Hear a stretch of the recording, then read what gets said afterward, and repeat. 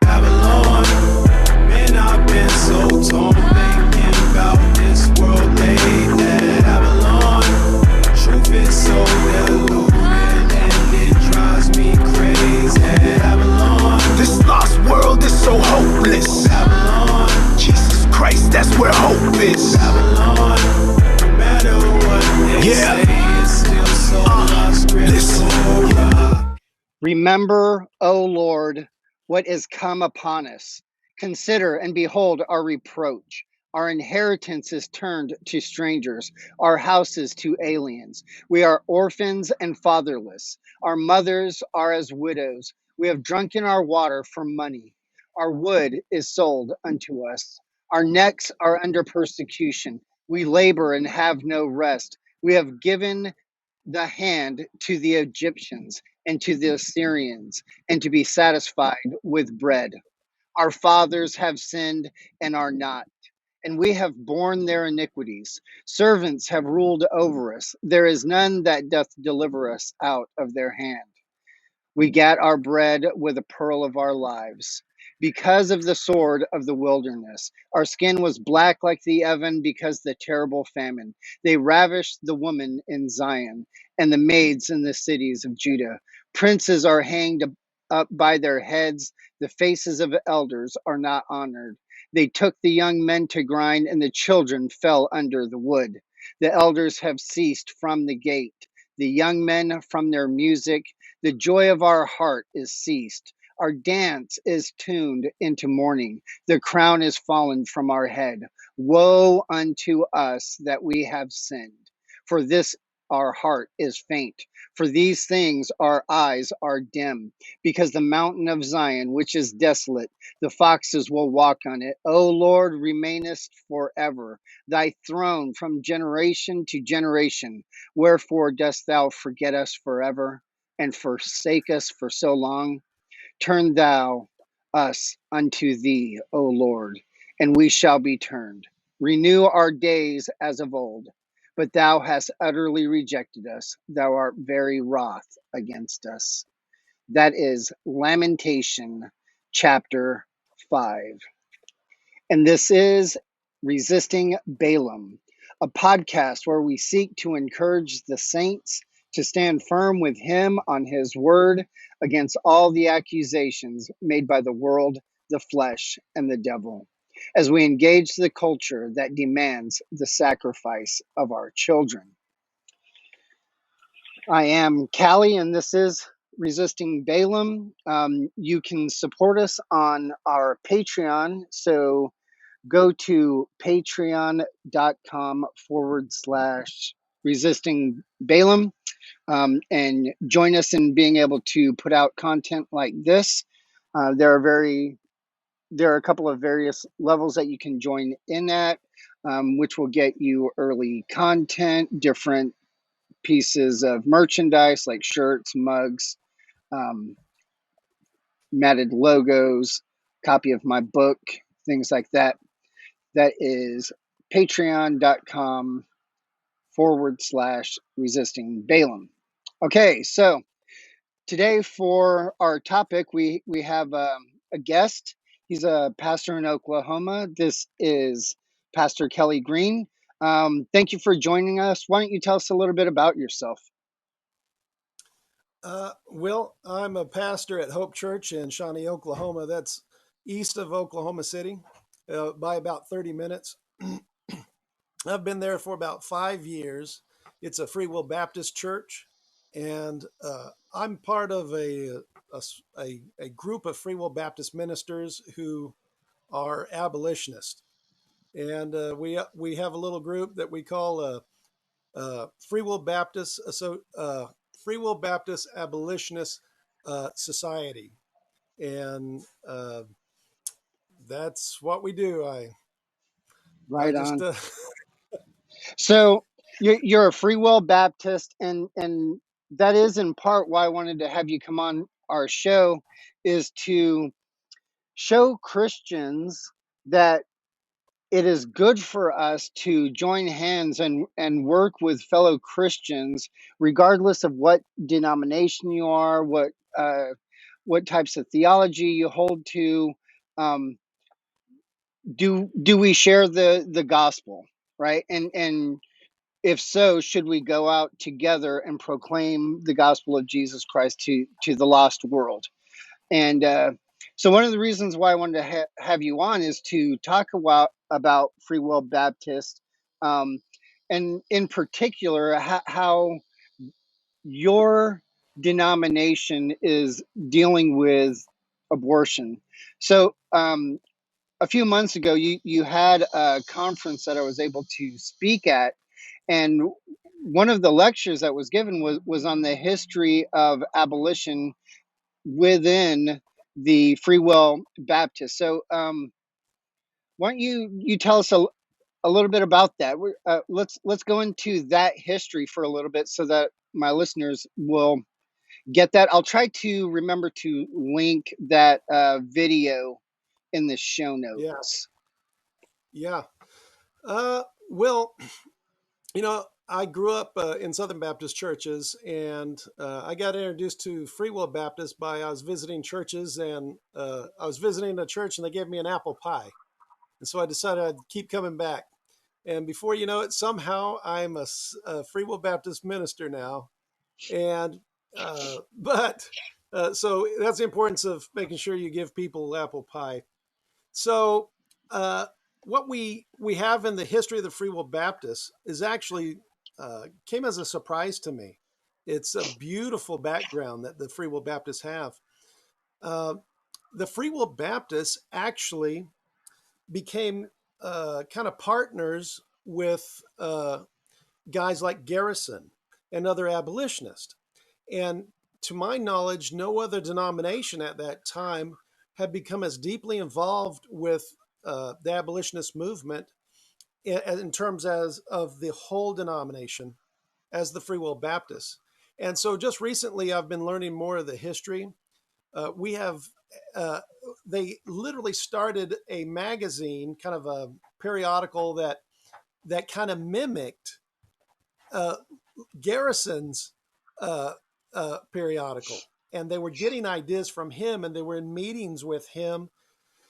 And what happened is there started to be a movement of Free Will Baptists strongly uh, in the North against slavery, and very quickly they started making resolutions very fast about things like you cannot own another human and be a member of the Free Will Baptists. And I was reading the other day a conversation that was recorded in some of the minutes of a Free Will Baptist meeting from back at that time. And they were interviewing a guy who was coming over from, I think, the General Baptist. At that time, it was called General Baptist. And he was wanting to come over to the Free Will Baptist. And so they had been, testing him, talking to him. And it recorded one of their conversations all about him owning slaves. And they were asking him if you believe that slavery is wrong. He said, yes. Uh, do you believe that they should be free? Yes. Will you set them free? No.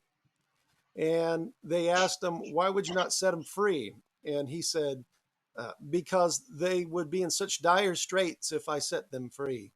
And they said, well, if we could promise that we will provide education for your slave if you release him, and we will provide him with the means to be able to support himself, and he will also be able to go all the way to Canada if he wants to go, will you set him free? And he said, no. And they said, well, then you can't be Free Will Baptist. And so they were pretty hardcore. And so there's a story of one guy who, just to make a vote on a resolution, I think he walked like something like 20 miles or something like that just to be able to vote for an abolitionist resolution. So the Free Will Baptists were cutting off fellowship from members who would not let their slaves go and things like that. They were all the way. At the time, they were kind of mocked. Uh, a little bit by other denominations as being radical because they were too cozy with guys like Garrison. Hmm. And so I think what we're starting to see is a repeat of history now. And so uh, I can't remember the date, but my friend Tim Gillespie, another Freewill Baptist minister, he recorded the date. Sam Ketcher is the one who gave the talk that you were talking about. Hmm. Sam Ketcher, he really stays up on all the history about the Freewill Baptists. And what me and Sam and Tim, we're kind of the founders of the Freewill Baptist Abolitionist Association. What we're doing is we're trying to make people alive to the thoughts of those early abolitionist Freewill Baptists. And we're showing people that these guys were doing exactly what the abolitionists are doing now. And so if you're trying to fight us on all of this, you're actually not being very Freewill Baptist. You're actually condemning some of our best history because we're not a big denomination. We haven't had huge gains all over the world in missions, but what we got, our shining star that is always remembered, is that we fought for our fellow humans to be free when many others Hmm. wouldn't. That's almost been a lost thing, even among the Free Will Baptists. The memory of the fact that they were specifically immediatist has Hmm. been totally lost because we just think of them as like abolitionists, slavery bad. But no, Right. it was specific. It was very specific, and they were demanding uh, that they be free immediately. And I've read where they were praying for their fellow brethren in the states that were defying the what is it, the Escape Slave Act? Fugitive Slave Uh, Act of 1850. yes, Fugitive Slave Act. And so I was reading just the other day, one of my denominations at that time, our denomination's resolution against standing against that, even if it would cause our ministers to go to jail. We're trying to remind people this is how we used to be. Hmm. And there's this thing now that sounds a whole lot like we are needing to step up for our fellow man who is being treated like property. Right. So that's a little bit of just the denominational history. Well, how do people receive that when you explain it in those terms? It's received better Yeah. because when we first come at people, everybody now gets on board and says slavery was bad. Hmm. And so, and for people in particular, ministers, we like history. And Hmm. so when you come at them just saying, man, we're discovering all this beautiful history about the stand that the Free Will Baptists made, when we come that route first and we get them kind of educated on the way we were and how bold we were, and man, those were heroic guys. Then people are more open when you start Hmm. making the parallels. Uh, Right. and so when that's probably when we first started getting more success at people opening up Hmm. to abortion abolition was when we started talking about our history. Right. And so we're specifically trying to brand ourselves as uh, bringing back our heritage. That's kind of the way we've Right. branded it. Right. And so, like, within the Reformed tradition, we would call that semper reformanda, right? Because what we mean by that is that we're retrieving the old doctrine and going back to what the Bible has said. So, in an analogous way, that's what you're doing with the Free Will Baptists of your contemporary time, going, hey, if we trace back the history of our denomination, here's what the heroes of our denomination did. Here's where we stood as a consensus of people. This is the line we took. This is how we would teach. This is how we would discipline. This is our theology of it, and this is our practice. Yes, that's all true. Okay, great. Now let's talk about abortion. We're seeing a continuation. We need to take the same stand that our heroes did for the rights of humans, because we're all created in God's image, right? And so I think that's really good. Um, and it's amazing that that has created conversation that is meaningful, whether they end up rejecting or not. It creates a good atmosphere for honest um, conversation, and it has had fruit. The conference that we had was at a Freewill Baptist institution, right? So why don't you Yeah. talk to us a little bit about the university and who all was at the conference, and the headway that you've made within the the institution itself. Yeah. Well, that was a real blessing. I guess we can say I'd like to start with probably thanking Mike Wade. He's our general director. We don't Mhm. have a president so much in Free Will Baptist like the Southern Baptists do. We have a general direct or executive director. And Mike Wade, uh, early on, saw what we were doing, and he appreciated it. And I think at first he had to work some things out, like all of us do. Mhm. And then he was specifically coming to us saying, "Yeah, we're on board." And he was at the last two abolition days up at the state capitol. He's completely on board, uh, and the president of Randall University, it used to be called Hillsdale. We recently changed it to Randall. The president of Randall is he's very sympathetic to what we're doing, and so we thanked Randall for letting us have it there. We invited you to be there, and what happened from that was uh, a lot of Free Will Baptists got to finally hear us out. They're hearing these Mhm. rumors, and you're hearing different things from different sides, like these guys are calling for civil war and all this Mhm. dumb stuff. And so we had a chance to sit down with some people for the afternoon and get them caught up to speed. And one of the things that happened from that was, in particular, one minister who was there immediately, immediately switched to abolitionism. It was just Mhm. a done deal by the end of the afternoon. And he's had some of the people who spoke at that. He's had them to his church. His name is Adam Yandel, Pastor Adam Mhm. Yandel, and we were able to sit down with a student from Randall who said that he would like to start an abolitionist society among the students at Randall. And so at at that we got very excited.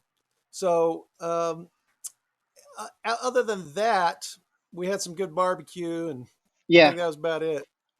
Yeah, but if you look at that fruit of itself, right? So you have a younger generation that hears this and is like, I want to spread this with my peer group, right? Which is, Yeah, generally speaking, a harder demographic for older people to reach and yeah, relate to, and all of that. So it's now permeating a younger university level students demographic. You have another pastor that hears it, is convinced by scripture and the arguments that are made. He goes back to his church and bring you guys with more teaching, right? So you have this from an ecclesiastical realm, working within churches and that pastor's congregation, and so it's spreading through that way. You've got the university through the students. So things like this are happening not just on one level where it's just online, right? Or just you going out to the abortion clinic.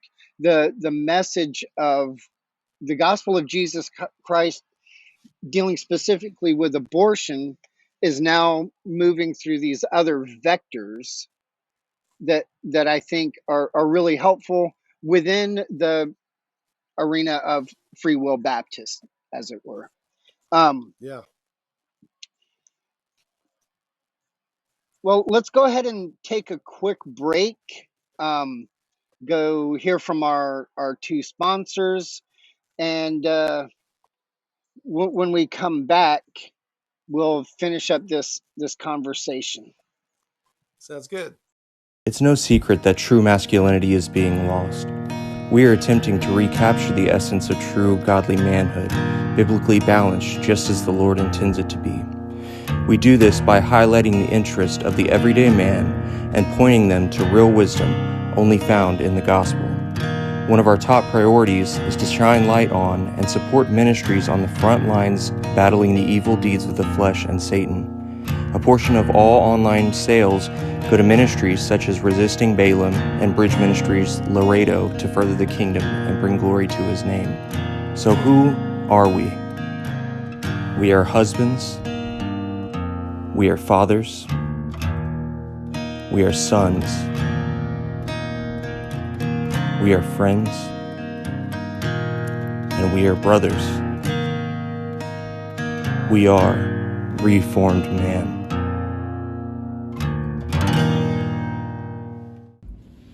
Hello, I'm Noah Wyatt. I am co-founder of Miriam Pregnancy Counseling Center in Dallas, Texas. My story actually comes from Southwestern Women's Pregnancy Center off of Greenville Avenue in Dallas, Texas. I was out there one day, usually am on Saturdays. I'd been preaching, and because of the Texas heat, I took a break off to the side so I didn't pass out. So I was drinking water, trying not to pass out. And this lady pulling out who we had seen, we know she wasn't there to kill her child. That time she was driving by herself, and so that usually means that she wasn't there to kill her child. But we were assuming it was a checkup or a first appointment. And we had already pointed her out, and she pulled up next to me to pull onto Greenville Avenue. And I got out my gospel tract, and I was holding it towards her window. I was calling to her, I said, well, it's not too late. You haven't done anything. I was quoting, I remember picking this up from John Barrows. I told her, this is the most important day of your life. Trying to share the gospel in that short window that I have. And I remember she looked over at me and we made eye contact, and then her car died. I was shocked. I didn't know what to do at first. And then I remember okay, this is the Lord. I've got more time. So I said, there's a child inside of you. Jesus Christ, he's here for you. He's offering salvation of your soul. Everything that I've preached and I've said beforehand applies to you. You are a sinner, but you need to be saved by God's grace. And she looked at me, and I could tell she started crying. She began panicking and trying to get her car started. And I just remember preaching harder and harder at her, and then she eventually got her car started and she pulled back out. I never saw her again, but we were trying to keep track, and we never saw her return again. So I do not know how the Lord used that moment, but I will always remember that as one of the craziest experiences, because if you go to abortion mills, you only have about 10 to 15 seconds to preach the gospel. So you have to be concise and consistent and know what you want to say. And the Lord blessed in that moment and provided plenty of opportunity. It was about a minute and a half before she got her car started. So that is one of the craziest experiences, but I think about that a lot, and I pray for that woman a lot anytime I think about it.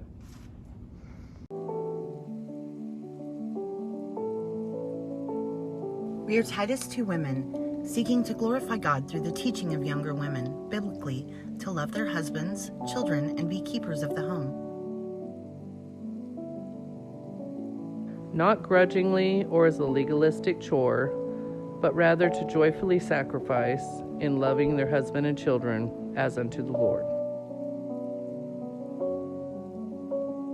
Giving glory to God and finding joy in caring for our families in only the way wives and mothers can. As God has blessed us with female traits that make our work in the home essential to a godly home.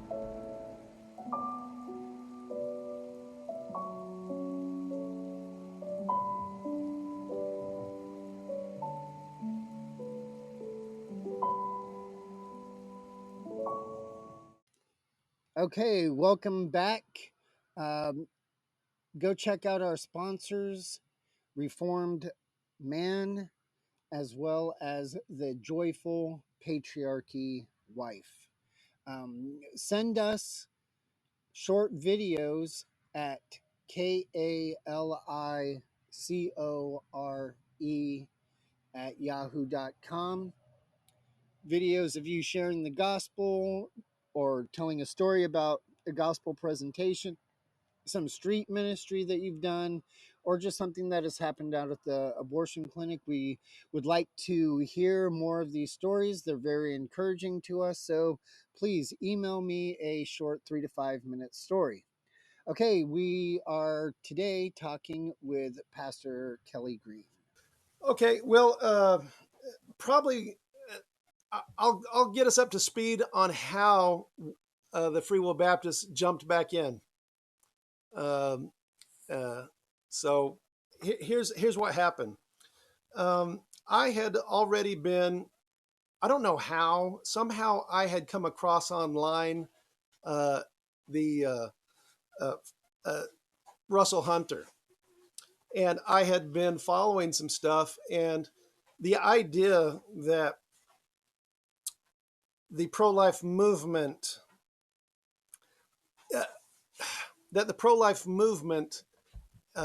has been doing something wrong for half a century really rang with me really clear. I didn't have to get convinced that 50 years was too long, and so I was willing to listen to more of it, because that was no problem for me to acknowledge that there has to be a flaw in the pro-life movement. We can't be waiting, decades and decades for movement like this. And it was clear to me that what they're calling victories at best probably aren't as big as they make them out to sound like. So I was following that for a long time. And so I guess eventually I became kind of a hybrid. I think a lot of people pass to the hybrid stage where you're like, well, let's try to get all we can, but obviously the pro-life movement is dropping the ball, so we should do way more than that. And so I went through that for a little bit until I saw what was going on at the Oklahoma State Capitol. When I saw how the pro-life laws were being used as substitutes to actually stop abortion, and that's when I just woke up. I was like, oh man, those guys were right all along. Oh, wow. I could see it with my eyes. As abolitionists, we talk a lot about not being pragmatic. But even if you're being pragmatic, if the goal of your pragmatism is to stop abortion, I immediately knew pragmatically, that's not going to happen doing this. And so, and for me, it became very harmonious in that what was scriptural was also harmonious, what will practically really reach the goal. And so in that sense, it's pragmatic, but we're not relying on pragmatics to reach the goal. So then I'm kind of spouting a little bit. I'm asked to speak at a meeting of ministers, and I spoke on abortion, threw in a lot of elements of abolitionism when I was talking about it. Ruffled a few feathers, not a whole lot, just a little bit. I could tell that some people sensed that something was a little not their usual information.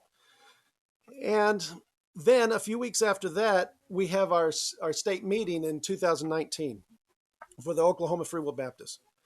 And I'm there on I think a Friday. And as I'm leaving, the late Thomas Marbury, he died this past year.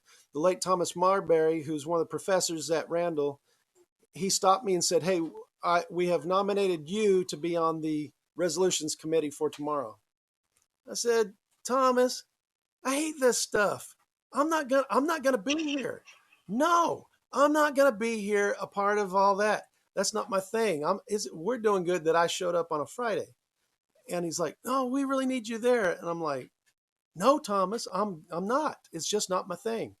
So I didn't show up, but I made it clear to him. Well, I didn't really know what Thomas was doing Thomas knew what resolution was fixing to be presented.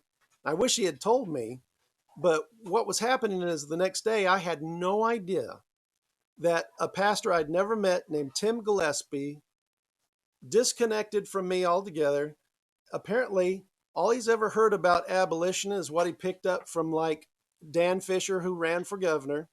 All on his own one day, just nobody talking to nobody, he decided that he would write a resolution about abolitionism for the Freewill Baptist.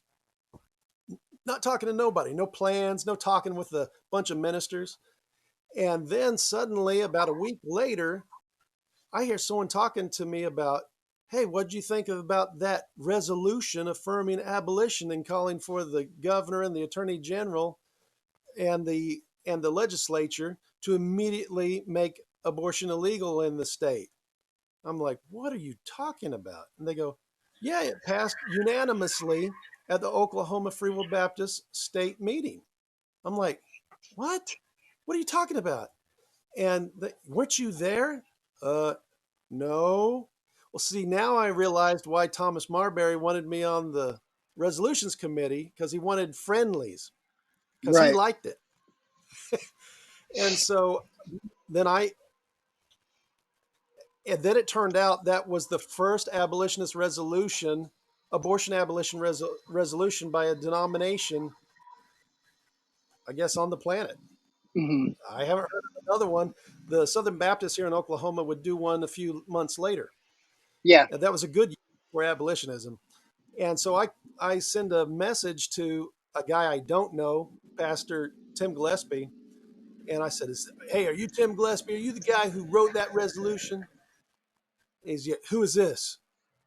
I said, I'm Pastor Kelly Greene. I just want to tell you that you're awesome. And somehow we got together. Turned out he's an abolitionist.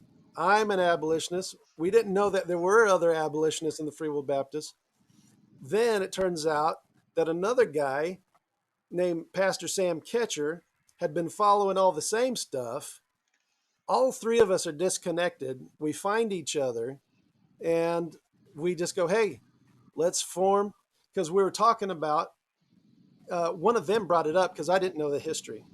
One of them brought it up and said, hey, the Freewill Baptists were abolitionists. Hey, that's right. They were. Hey, we're like the real Freewill Baptists. And so we said, they used to have groups called abolitionist societies that were Freewill Baptist abolitionist societies. And we go, then let's form one. And we formed it. And so it first was just a couple of local ministers here in Oklahoma, and then we opened it up. And so there's some guys in some other states who are a part of it now, like Sonny, I believe his name's Sonny Thomas. I believe he's like, man, I can't remember. It's terrible of me not remember where he's from. Might be Alabama or something like that. But so that resolution, it was like demanding. I mean, let's put it this way. It was so hardcore that when the Southern Baptists did theirs in November after that, we were like laughing at it going, that's weak. But, and we were always going, man, y'all's just soft, man, but we appreciate it. Until they did their thing in Nashville just a few months ago, which made ours look weak. And I was like, whoa, you guys went past ours. And so we were really excited about that. But from that, just the three of us started pulling in other ministers who would listen to us. We're churning out material all the time, and they like it. Sometimes they don't fully understand it. Mm-hmm. Now we have a significant amount of pushback as well. And that's good. Yeah. And so, but what we did, and I talked to the other guys and they agreed with me. We said, controversy on this is good. Yeah. That there's nothing wrong with us creating some heat on this issue. It should be something where people are going, oh, wow, did you hear about that argument between those two ministers about abolition? Well, that's better than them never hearing the word abolition. Right. And you guys are working through the issue itself. And that helps people that see the arguing go, oh, okay, this is actually a valid point. This one's not, and vice versa. So I Yeah. think there are times that it's quite helpful. And when in regards with the Southern Baptists, that's where I think the pro-life movement is doing a horrible job by not actually engaging the pastors that brought up their resolution, because that the arguing on that level is now being censored, or at least not engaged with, and that itself gives a message, and Right. it's unfortunate. Well, what, one of the benefits of the Freewill Baptist is that we enjoy the arguments.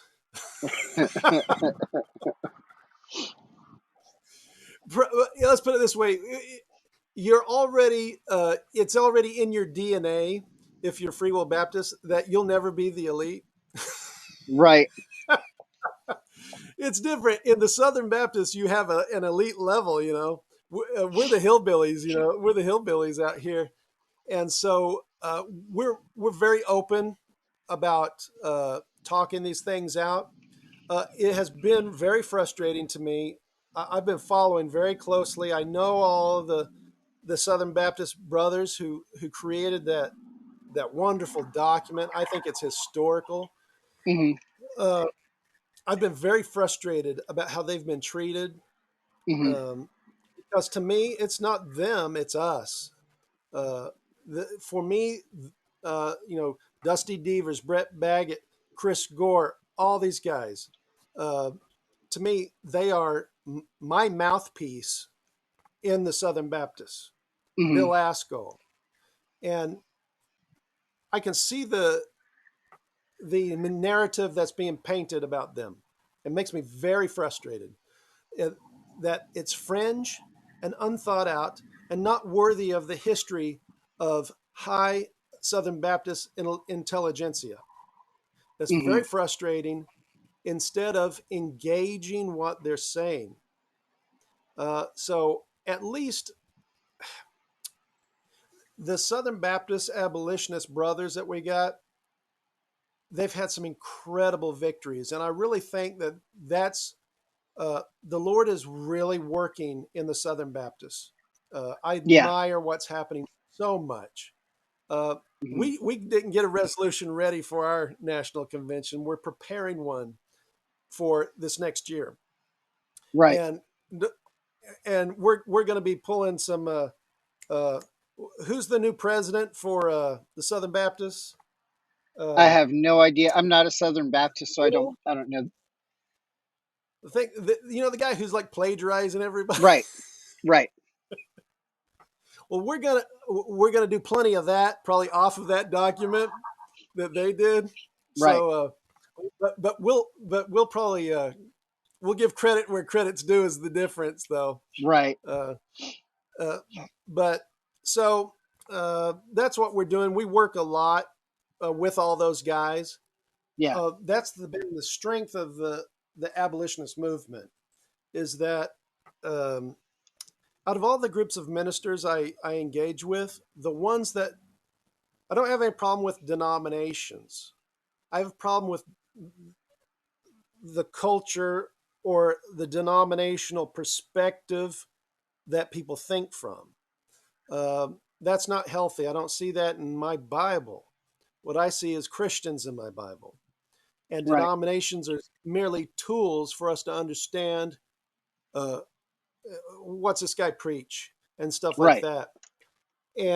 But I think that what you find with I assume you're like independent Reformed Baptists. Is that correct? Yeah. I Roughly. would join an association. However, the one that I wanted to join denied our church because we're exclusive psalmody and head covering.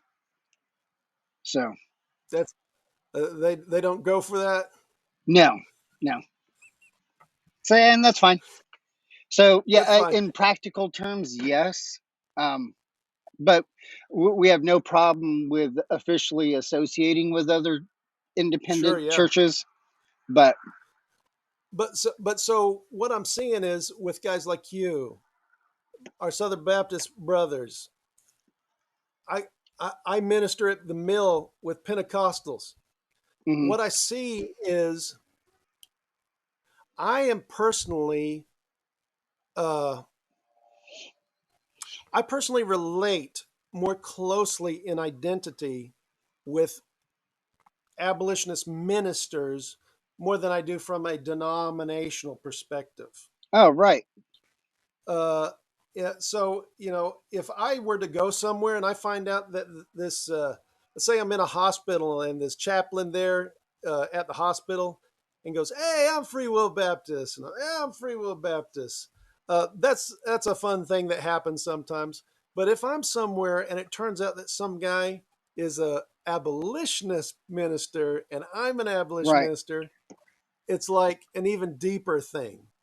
It's Right. it's different identity, and one of the things that is the absolute thread that I see running through all these guys is these are guys who are serious. Now, every minister says they're serious about the Bible, right? Right. No guy says I'm not serious about the Bible, Right. but you feel it come out of them when they speak. Hmm. And when you're around guys like that, you're like, me and this guy are cut from the same cloth. You can feel Right. it. Right. That's the distinct feeling you get when you're around abolitionist ministers is that they're taking what's serious as serious, Right. and that they love what's supposed to be loved, and Hmm. you appreciate that, and you feel a bond with them. And so I like hanging out with my abolitionist brothers. The other day I was doing jujitsu with Chris Gore Yeah. up at his church in his fellowship hall, and it's like we're brothers, you know. Yeah. I can relate to that. So, like, the churches, like, say in Texas, that would hold to relatively similar theological beliefs, or at least the same confession of faith that my church does, right? I would argue they have good theology, but the vast majority of them will not put into practice the thing that they preach. And on the flip side, a lot of times they get upset with me in particular because I'm willing to go out and share the gospel in a group of other Christians that are legit Christians that share the same gospel, but happen to be charismatic, Free Will Baptist, Southern Baptist, fill in the blank type of Christian. And they look at me like you're associating and doing things with these other denominations. I'm like, yeah, you're not doing them. Where's the Exactly. disconnect? I Where would were love you to do guys? these things with you guys. Where I were would you love it. guys? That would be great. But you will not put into practice the very thing that I learned from you, right? Because a lot of this I didn't make up the theology that I know. It was taught me. You, Mr. Guy, you literally taught me this, gave me these books to read. I'm in agreement with them. Now let's go do the thing it says, and you Yeah. won't come with me. Yeah, no, don't be Well, mad. I'm hanging out with other Christians doing Christian things. oh well, heaven forbid we might unite on stuff like the Lord had prayed. Right, right, Well, it's funny. I was in a conversation with a a minister from my denomination who kind of mockingly said something about a group of Mennonite who were involved with abolitionism, talking like that's some kind of contradiction, that they're trying to force the government, or I don't know, is some ridiculous thing. And I pointed out to him, you know what? I really appreciate those Mennonite brethren. You know why? Because they show up at the abortion mill with me almost every time I'm out there. right, And so, you know what? If your theology, uh, you're shaming your own theology if you do think it's true for it to produce so little. right, right. And for people to claim so much in terms of their theology's superiority, and for it to produce so little is to besmirch their own theology that they claim is to be so good. Right. And so the truth is, if what you're teaching is true, let's face it, we're Christians. At the end Right. of the day, proof's in the pudding. What's your fruit?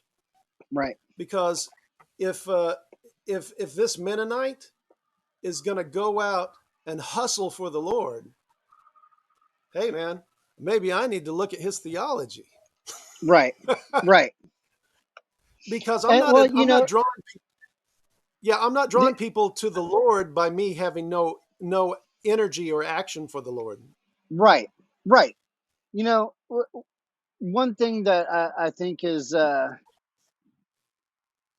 really encouraging to me is some of the stuff you're talking about. Just the fellowship with Christians of all sorts of stripes for the gospel. Right. There's a lot of people like to get. Let's keep the main thing the main thing. Okay. Well, the main thing isn't only hanging out with people like you. Let's go. Right. Let's go work the gospel together, right? So one thing I'm Yeah. really encouraged about with a lot of these church closings and you know other churches that are succumbing to just being statist, really, Yeah. I think it's great. Show us who you are. And it's also starting to force other Christians in very hardcore denomination things, let those start to blur a little bit because they're starting to see, oh, you are a legitimate, active person for Christ. We might not agree on these things, but if the government comes and crushes everybody, I can trust to fellowship with you Yeah. in life. You know what I mean? So I'm encouraged by that. Oh yeah. Well, in places of great struggle for the church, uh, uh, you notice that denominational distinctions uh, are not so vividly on display. Right. Um, I'm sure that if you went back into Jim Crow South, you obviously would have denominational differences among different black churches. But I bet you if you walked into a different one every Sunday, the vibe wasn't radically different Right. because they're one. They're one in purpose, and you know that you can't afford a level of division in ideas is all right, Hmm. but a division of fellowship, no, that's against what Christ prayed in his high priestly prayer. Right. And I think we have a history of seeing things like that. Look at this late 17th century in England where you've got the dissenters all being persecuted right before the Act of Toleration. Sure, Presbyterians looked a little bit different than the Scottish Covenanters. That looked a little bit different than the Congregationalists. That looked a little bit different than the Particular Baptists and the General Baptists. But they were all underground churches. And if you couldn't meet with one and you were able to go to another, I mean, this is how we got Bunyan, right? I mean, that Yeah, was one of his big things is mixing and matching baptism, membership, Lord's Supper, and going, hey, we're all one body of Christ, right? yeah. So, yeah, I'm looking forward to how this all plays out. Where do you think that you guys as Freewill Baptists, your group of Freewill Baptist Society, where are you planning on taking some of this in the future? What are your short term goals and long term goals that you're working on right now? Well, obviously, it's probably no surprise to you that Oklahoma is kind of a mecca of abolitionism. It's Hmm. booming. It's booming here. And it's spilling out. You're in Texas. Uh, what we got going on here is like I think in a few weeks we got. I'm also on the board of an organization that's headed up by Joseph Silk, former state Hmm. senator Joseph Silk, called Liberty Liberty Rising. Rising. Hmm. And so we're taking Liberty Rising, kind of partnering with them to get them into Freewill Baptist churches. And what they do is, or we do, because I'm a part of it, is we train congregations how to develop a group of people within their church to engage their legislators in a very healthy way, but Hmm. kind of a high pressure way, a Hmm. respectful but high pressure way, where they always know you're going to be talking to them, trying to teach them about how that all works and facilitating getting them to regularly have a group within each church that is actively kind of working as a lobbying group in a way from that church. It's not an official lobbying group. It's really, they're just Well, pressuring. your constituents, right? Yeah, it's constituents who happen to be in the same church Right. who want the same thing. And so we're going to teach them how to do that. And so we're going to be holding one October 8th at Sam Ketch's church in Wewoka, Oklahoma. And we're going to just try to put this into uh, as many Free Will Baptist churches in Oklahoma as we can. I'll be traveling myself to multiple Free Will Baptist churches all over the state. Right.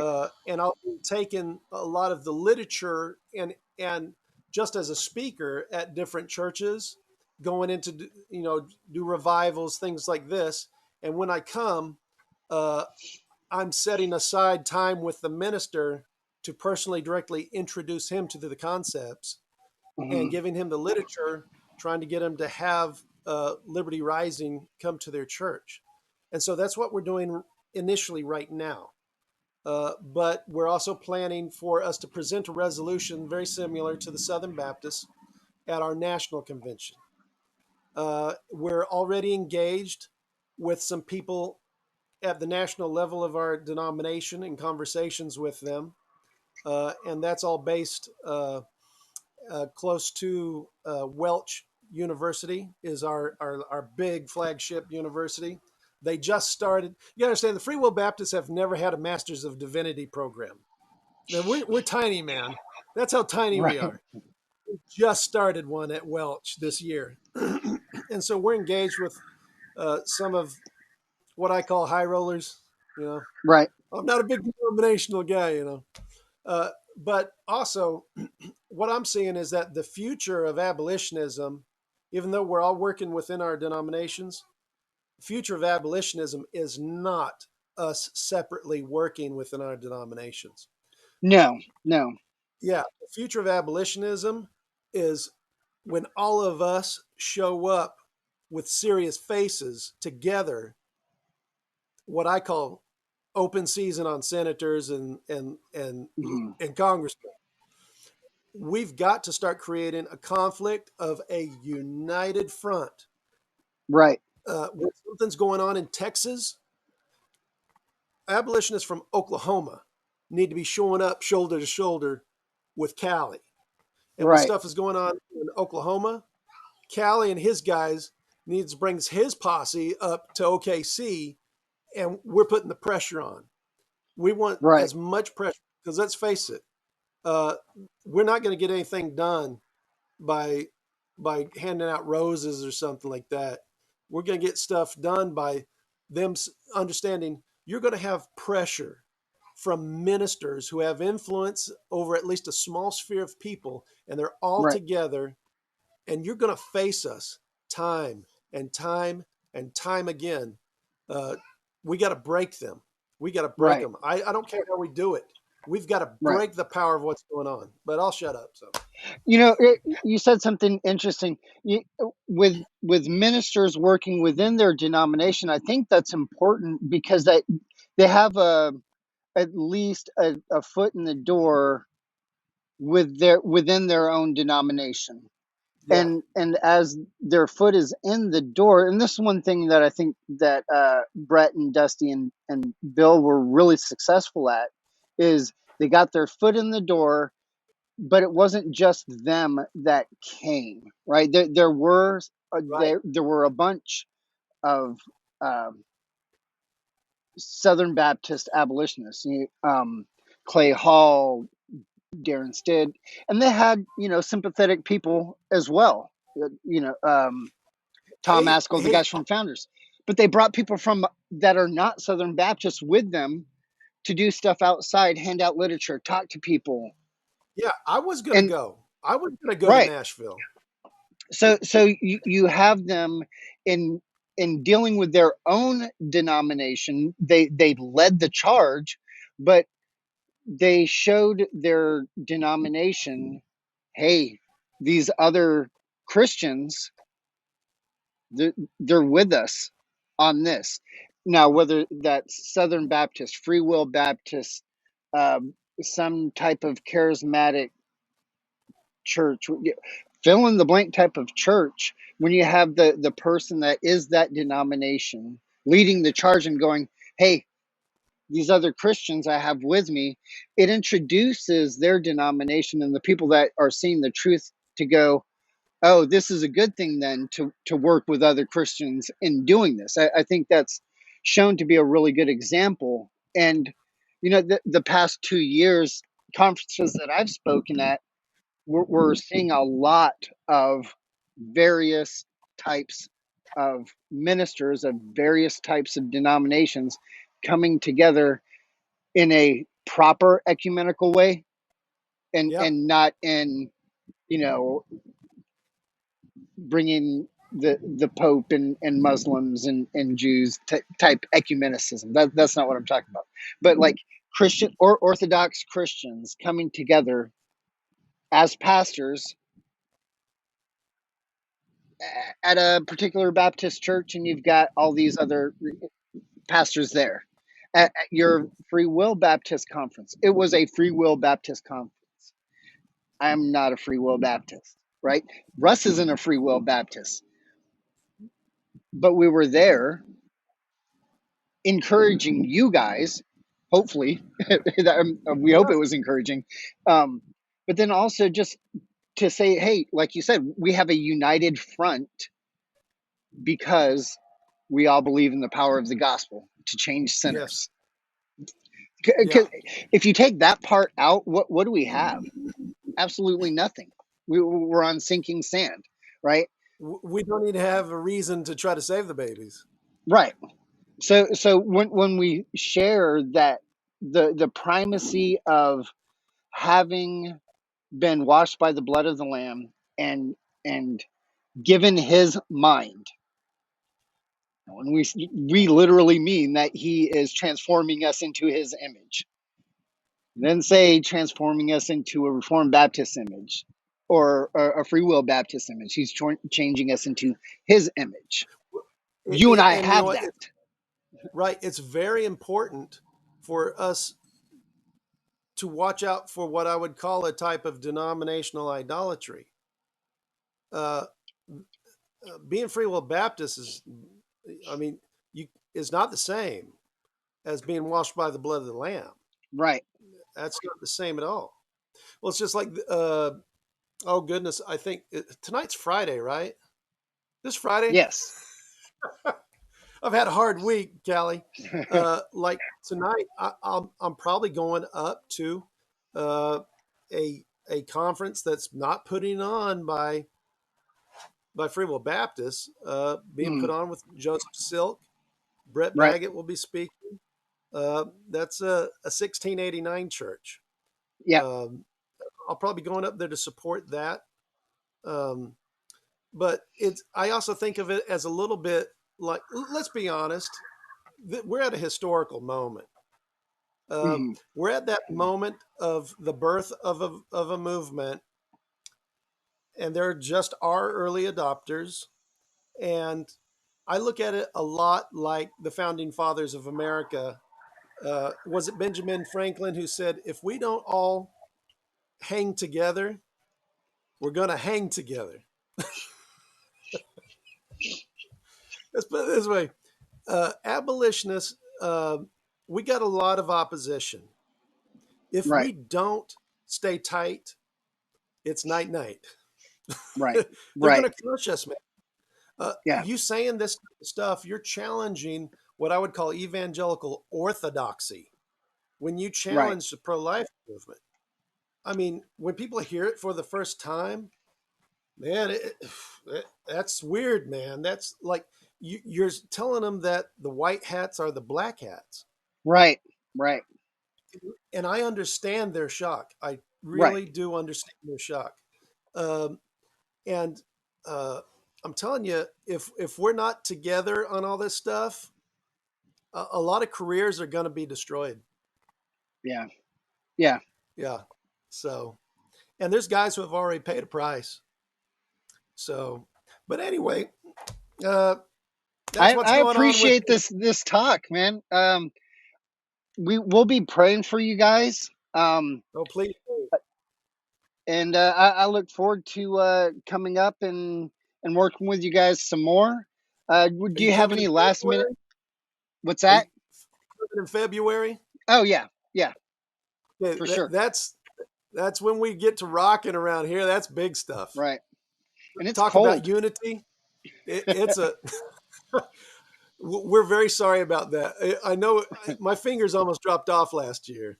So Yeah, and that was amazing how many people were there considering the weather conditions, considering the snaky way they tried to slick trick all of the bill, like it would cause everybody to not want to come. So yeah, I was really encouraged by that. here's what's going to happen, Callie. I'm praying that this will be the first abolition day that's warm, and I think it's going to blow people away how many people show up.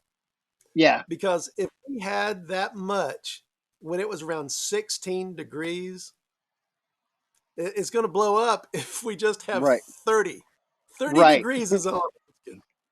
Right. So, Well, do you have any last minute encouraging words for anybody? okay, I do want to say this. I keep up with abolitionists from outside of Oklahoma, and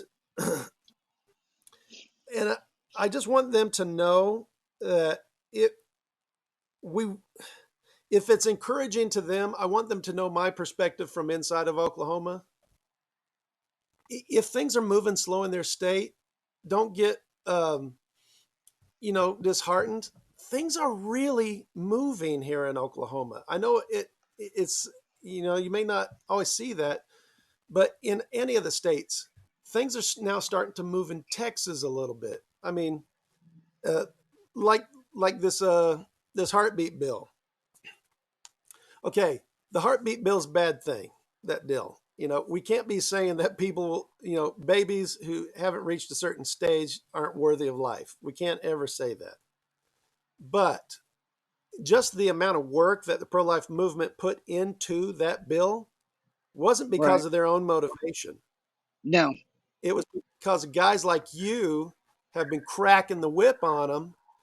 And it's forcing them to do something. Even they got to at least admit, well, maybe we should at least try harder at what we're doing. Right. So even though the pro-life movement is insufficient and it's problematic, and I believe that it is prolonging abortion, even by what they're trying to do, our pressure is even making them try harder. Right. Right. So, and they're going to run out of things to do before they're forced to actually pull the trigger. So that'll be good. So what you did say one thing that was really encouraging earlier on, and I wanted to mention it in my encouragement at the end of this. You were talking about how you and Tim and Sam all had been hearing about these things independent of each other, and then within a period of a few weeks, just come to find each other because of these things that you were hearing that weren't coming from Freewill Baptist, right? So I want to encourage Christians out there to share content, whether it's podcasts, whether it's memes, whether it's articles. Write your own articles, write your own comments, share other people's, because Christians out there that are not within your normal friends see it, they hear it, and something might stick at some point where they look more. And you never know how God is going to take three Freewill Baptist guys independent of each other and throw them together because of something that you shared online about abolitionist content. So yeah. make content, share content, and just support Christians doing Christian things out there, Yeah, right? I want to give a shout out to my brothers, Tim Gillespie, the writer of the first uh, denominational resolution supporting abolitionism in the world was Tim Gillespie. He's a brilliant guy. And Sam Ketcher, we call him the Bull, Sammy the Bull. Uh, uh, what's neat about him is I didn't know until we met later that he said, I was fixing to join your church. He heard me speak about abolition. And he said, but the problem was that I became a pastor about 2 or 3 weeks later after I had decided I was going to come join your church. So, God had better plans, huh? yeah, I told him that he must have gotten out of God's will. He was meant to be at my church. So, Right. but Allie, next time you're up here, we'll take you to get something to eat and have a good Yeah. time. Yeah, definitely. And I'm sure we'll see more of each other. You know, there's always going to be more and more that we're going to be doing. So one last time, thank you very much for joining our show. And to the listeners, let me remind you to join the resistance and wield the sword of truth. Our Lord has left us here to navigate through this world as priests in the kingdom of God. Apply the mind of Christ and battle against the culture that hates God and loves death.